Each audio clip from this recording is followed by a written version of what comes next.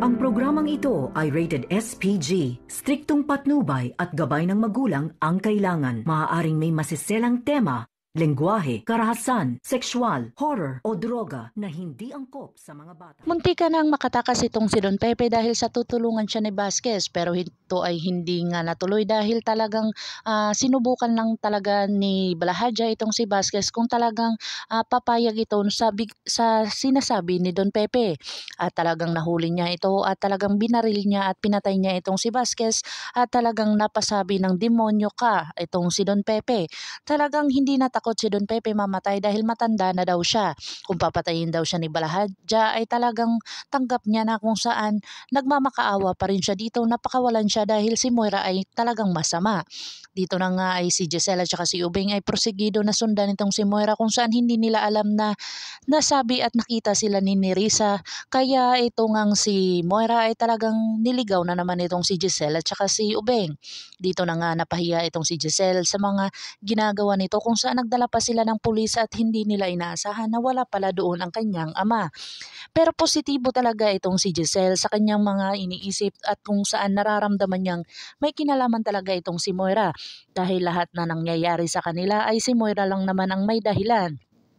Dito na nga si Dr. Carlos Benitez ay kinumpronta ang kanyang anak na si Zoe at sinabi niya dito na talagang may kinalaman siya dito sa pagkawala ni Don Pepe. Emosyonal itong si Zoe at sinabi niya dito sa kanyang ama at talagang niyakap dito ni Dr. Carlos Benitez dahil hindi niya na alam ang kanyang gagawin. Dito na pinagsabihan ni Dr. Carlos Benitez ang kanyang anak na si Zoe na talagang iwasan ang kanyang ina dahil sa mapapahamak siya dito at talagang madadamay siya kung ano man ang kababalastugan o mga kasamaan na ginagawa ni Moira at talagang masasama siya sa kulungan. Dito na nga takot na takot itong si Zoe na kung saan wala na siyang magawa pero hindi pa huli ang lahat. Tinawagan ni Dr. Carlos Benitez itong si Moira at tinanong kung nasaan si Don Pepe at talagang inamin ni Zoe sa kanya at sinabi niya dito kay Moira na alam niya na ang katotohanan na siya mismo sa anak niya nang galing ang katotohanan na siya ang dahilan kung bakit nawawala itong si Don Pepe. Dito na galit si Moira kay Zoe bakit sinabi ni Zoe dito kay Dr. Carlos Benitez ang kanilang sikreto at agad-agad naman itong sinabi ni Zoe na iiwanan na daw niya sa ere ang kanyang ina na kung saan ayaw niyang madamay. Dito na galit itong si Moira at talagang nagsalitaan sila o nag-usap sila ng hindi na maganda na kung saan pwede nang si Zoe ay ayaw na talaga sa kanyang ina at lalong-lalo na sa mga ginagawa nito. Dito na paisip si Moira, nakikitili na ang buhay ni Don Pepe at talagang tinawagan niya itong si Balahadja.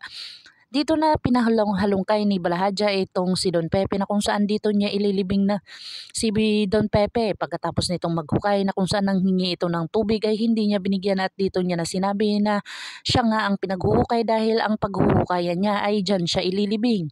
Dito na nagmamakaawa si Don Pepe sa kanya na kung saan talagang wala naman siyang kasalanan na kung saan kung may mabuti siyang puso ay talagang pakawalan siya nito at hindi siya idadamay.